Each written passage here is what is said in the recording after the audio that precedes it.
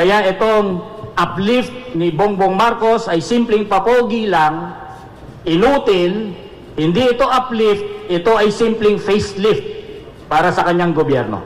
Ang pagsusupply ng langis ay binibigay sa mga pribadong kumpanya at ini-insure ng gobyerno ang kita ng pribadong kumpanya.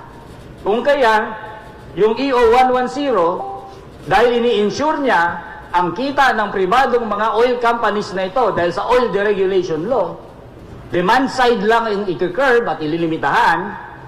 Pagdating sa supply side, bahala ang mga oil companies na magtakda ng kanilang presyo. Kaya ilang araw bago yung inisyo yung 110, sinabi at inamin ni Bongbong Marcos sa isang interview, sa pagkain pwede pa tayo gumawa ng solusyon sa presyo. Pero pagdating sa langis, wala na tayong magagawa.